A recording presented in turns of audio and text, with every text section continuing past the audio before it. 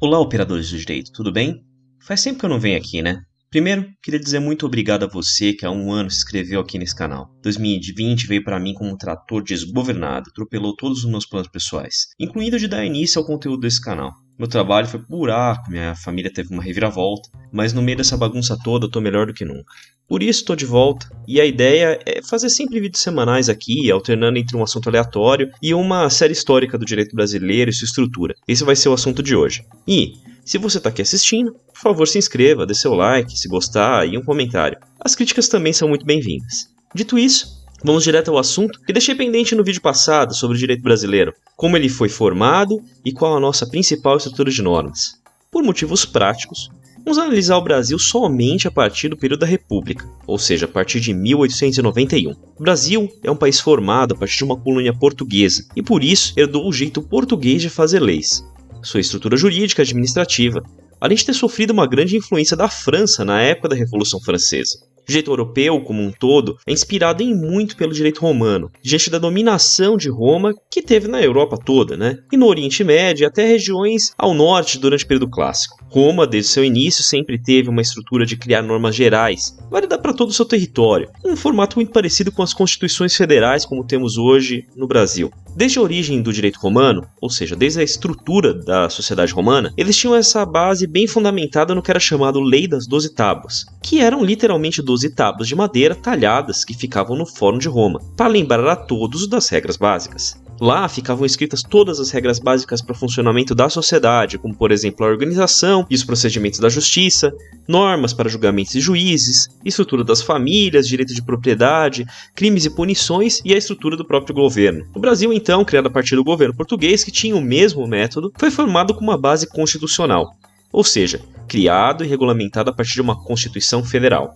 A primeira Constituição brasileira já previa muitas coisas que temos até hoje, como por exemplo, a eleição de representantes pelo voto e a tripartição de poderes, ou seja, a existência de 3 grandes poderes separados, sendo um para criar leis, que é o legislativo, um para administrar o funcionamento do país, agindo de acordo com a lei, que é o executivo, e um para julgar a forma de aplicação da lei, em caso de dúvida ou conflito, que é o judiciário. A partir desse período, o país passou a ser governado por um presidente, que é o chefe do poder executivo, sendo Deodoro da Fonseca o primeiro presidente do Brasil, um militar que assumiu em um golpe militar de Estado que derrubou a monarquia. Prudente de Moraes, por sua vez, foi o primeiro presidente eleito nas primeiras eleições diretas no país, um civil, advogado, ligado à oligarquia dos produtores de café paulistas. O voto era exercido pelo povo, até então somente por homens, e eram proibidos de votar os analfabetos, os religiosos que tivessem voto de obediência a alguma instituição religiosa e os mendigos. Mulheres só puderam votar a partir de 1932. Além do presidente, governadores e prefeitos no Brasil, também foi instituído o voto aos legisladores, que são hoje nossos vereadores, deputados e senadores.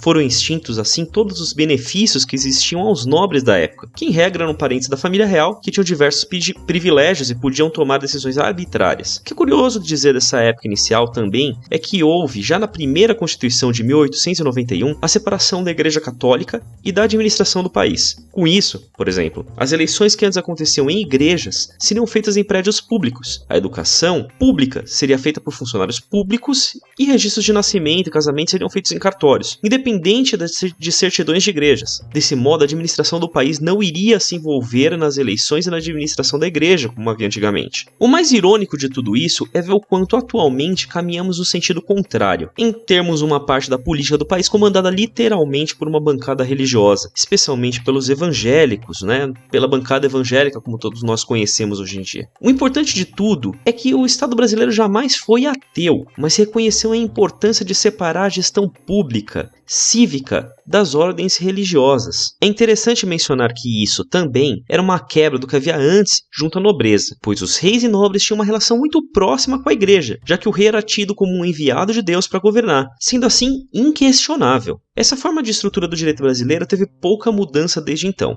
pelo menos no papel, Com o passar dos anos e a troca dos sistemas de governo, tivemos 7 constituições do Brasil, sendo a última em 1988, que é a que temos funcionando até hoje. É importante entendermos o contexto da nossa atual Constituição. Ela veio a substituir a de 1967, feita em pleno período militar. Essa Constituição anterior abria muitas margens para os governantes militares agirem de forma arbitrária, ou seja, de forma que o governante achasse ou determinasse, de acordo ou não com a lei, ou até outros limites. Foi uma época de grande número de, digamos, leis de última hora, com o governo sempre editando os conhecidos atos institucionais para determinar ações em favor do governo e contra eventual resistência da população. Esse tipo de política, por meio de atos similares aos atuais decretos presidenciais, mas sem qualquer limite, ao contrário dos decretos hoje, tá?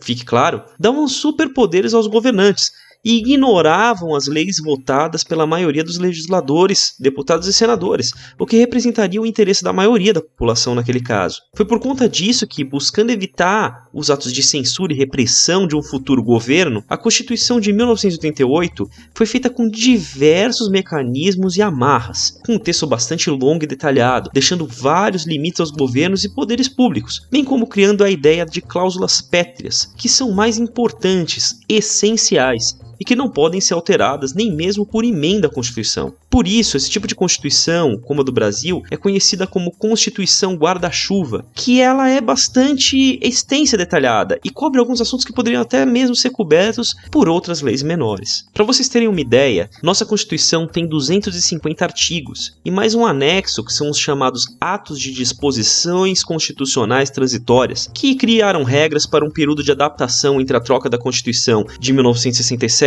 para de 1988, com mais 114 artigos. Falando rapidinho então sobre a Constituição, vamos falar sobre as outras normas que vêm abaixo da Constituição. Então, abaixo dela, mas quase emparelhado, estão as emendas da Constituição e os tratados internacionais. Emenda é quase o que o nome mesmo faz parecer. É um ajuste que é feito no texto da própria Constituição, mudando ou tirando algumas regras. Elas estão abaixo da Constituição porque as emendas só podem mexer naquilo que a própria Constituição permite. Aí que entram as coisas conhecidas como cláusulas pétreas. O nome vem de pedra mesmo, para ressaltar que é dura, que não quebra. A regra mais básica das cláusulas pétreas está no artigo 60, parágrafo 4º da Constituição, que define que não podem ser mudados a forma do país como federação, ou seja, a constituída pelo governo federal, estados e municípios, o voto direto, secreto e universal, a separação dos 3 poderes, o executivo, judiciário e legislativo, como a gente já falou, e os direitos e garantias individuais dos cidadãos.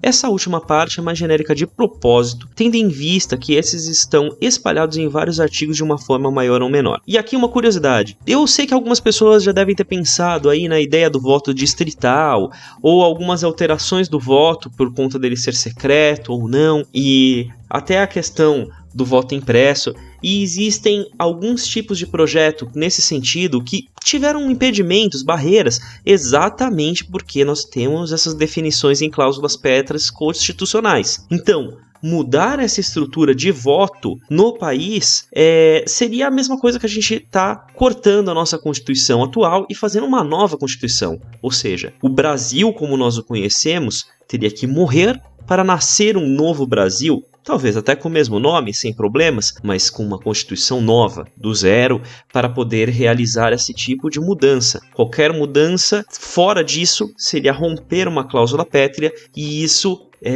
seria contrário à própria ordem constitucional do Brasil. É um pouquinho chato o assunto, isso pode ficar para um próximo vídeo, mas só passando aqui como uma curiosidade para vocês. Continuando, normas abaixo da Constituição, temos os tratados internacionais, que são acordos feitos pelo Brasil com um ou mais países que obrigatoriamente viram lei e podem ser sobre diversos assuntos. Um bom exemplo é a Declaração Universal de Direitos Humanos, mas é importante lembrar que esses acordos também encontram limites na própria Constituição brasileira e podem ser considerados até mesmo inválidos se ultrapassarem esses limites. Mas é claro que nenhum país existe só de Constituição, não é mesmo? Para isso, nossa própria Constituição já previu a criação de diversos tipos de leis, que variam de acordo com o tipo de coisa a ser tratada. Então vamos falar um pouquinho sobre as leis federais, ou seja, as leis criadas pelo Governo da União, o Governo Federativo do Brasil. Em geral, existem dois tipos de leis que podem ser criadas pelo governo federal, e essas leis são as leis ordinárias e as leis complementares. Leis complementares, como o próprio nome diz, complementam a Constituição. Elas são assuntos tratados com maior importância e que precisam de um maior número de votos para serem aprovados pelos deputados e senadores, a maioria absoluta dos representantes eleitos, ou seja, você considera todos os representantes, ou seja, todos os deputados e todos os senadores, e que você tem que atingir a maioria de todos eles que foram eleitos. Alguns exemplos de assuntos que são previstos na Constituição como sendo necessária a lei complementar são regras trabalhistas, de aposentadoria, de organização do exército e alguns outros. Já as leis ordinárias são leis gerais, que exigem maioria simples dos presentes na sessão de votação para serem aprovadas. Ou seja, quando você vai votar aquela lei, você precisa de pelo menos metade dos representantes eleitos presentes para se começar a votar, e se a maioria dos presentes aprovar aquela lei, ela está aprovada. E elas podem tratar de absolutamente qualquer tema que não seja exigido por lei complementar. Exemplos de leis ordinárias extremamente importantes hoje são o Código Civil, o Código de Trânsito Brasileiro e a atual Lei Geral de Proteção de Dados, que vai ser um tema especial aqui num próximo vídeo. Tentando não me estender demais no tema, abaixo dessas leis existem diversos outros tipos de normas diferentes, tais como os decretos, que a gente falou agora antes, que são modos de regular as leis existentes sem criar regras novas necessariamente, mas apenas explicando como aplicar as regras existentes em leis. Outro tipo são as normas de agências reguladoras, que têm força muito similar ao decreto, porém elas têm um alcance muito restrito a um tema específico, diante de uma habilitação legal para uma agência regular alguma área, como por exemplo a ANAC, a Agência Nacional de Aviação, que regula o transporte aéreo. E nós temos também alguns outros atos menores que também podem ser feitos tanto por agências reguladoras como por ministérios, que são as portarias, que também regulamentam normalmente os próprios decretos e próprias normas internas desses órgãos políticos ou reguladores. Como podem ver, é uma verdadeira sopa de letrinhas e muitas vezes, é claro, as normas não concordam umas com as outras. Não é incomum que uma lei, ao ser aprovada, contraria alguma determinação da Constituição, ou até mesmo uma outra lei que já exista. Um decreto crie normas sem que a lei autorize, e um monte de outras coisas. Aí, nesse caso, você vai estar diante de um conflito de normas. E, em regra, sempre vence a norma mais importante com base naquela pirâmide de hierarquia que falamos. Ou então, a norma mais nova, que implica em dizer que o país alterou uma regra antiga e ultrapassada, ou a norma mais específica sobre um determinado assunto, que ela pode ser interpretada como uma exceção a uma regra mais geral que já exista. Mas esse assunto pode ficar para um outro vídeo também. Eu já falei bastante, espero que você tenha gostado. E fica ligado que em breve vai sair outro vídeo em que a gente fala um pouquinho mais sobre essa bagunça que são as leis, tratando dessa vez um pouquinho sobre leis estaduais e leis municipais. Obrigado para você que ouviu tudo até aqui. Eu sou Tício, o Causídico. Por favor, deixe seu comentário, seu like ou seu dislike. Um abraço e até o próximo vídeo.